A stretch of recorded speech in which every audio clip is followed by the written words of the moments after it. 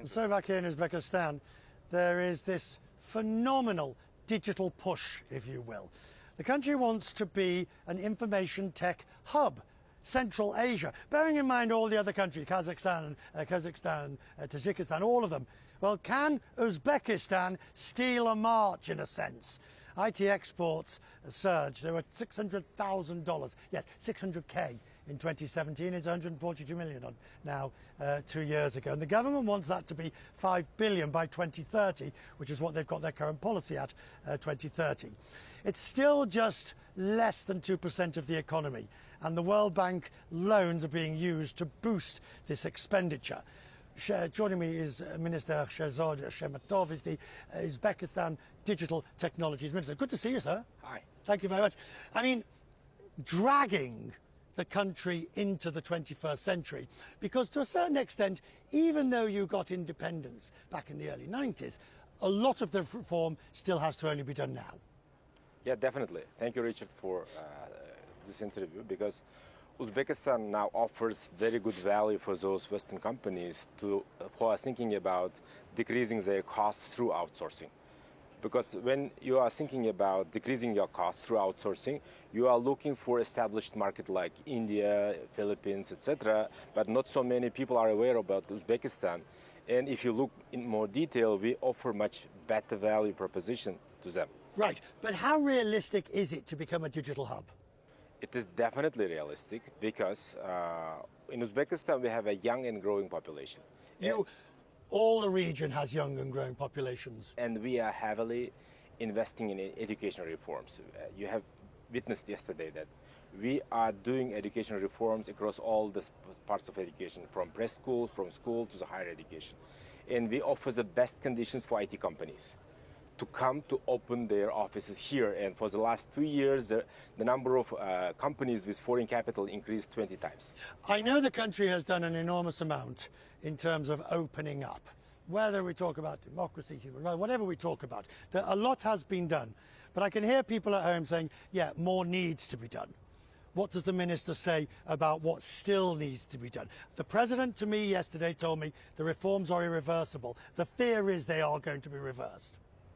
Definitely, what we are doing now is decreasing the risk component of the investment.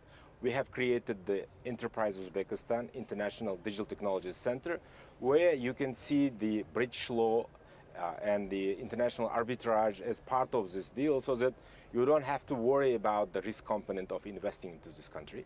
And of course, we are heavily implementing, inviting the international players. Already you have witnessed yesterday that Data Vault is opening up the new data center, fully green, for $5 billion.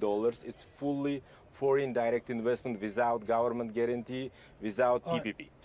How do you need to reform the place itself, do you think? So it's a lovely place to visit. People are extremely friendly. What do you think is the next stage of social reform in this country? I realize you can get as much... Look, we're broadcasting here.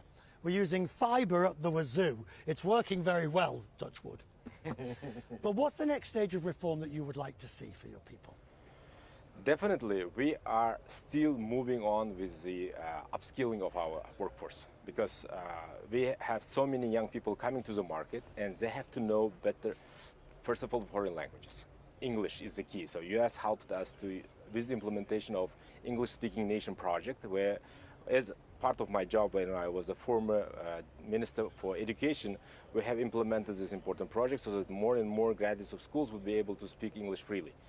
And of course, the legislative changes. I mean, we used to have a kind of outdated Soviet type of legislation, and now we are trying to make the best legislation possible for international companies to come. You talk about this, the former Soviet. I mean, everybody I've spoken to, nobody wants to go back to that sort of time. But you are, let's be men and women of the world here.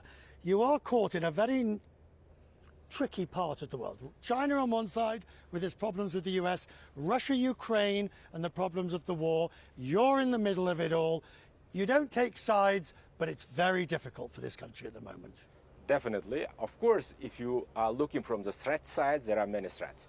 But this is also creates opportunity. Uzbekistan has been historically the center of the Great Silk Road, which was connecting the Asia with Europe. Now it's becoming another center for this kind of international companies to consider about relocating their regional headquarters. For those companies who used to have the headquarters in other parts of this region, now they are moving with the regional headquarters to Tashkent. And this creates an extra opportunity. This is Josh, who's my producer. Thank you, Josh. This is plov. Yeah, How do I say it correctly? palov. Oh, palov. Plov. Palov. Plov in kind of in Russian or English, palov in Uzbek. Palov, that's better, isn't it? And what's it made from? It is from rice, meat, carrots, and it's very delicious. You should definitely try it when you visit Uzbekistan. Well, I enjoy some palov. I thank the minister indeed.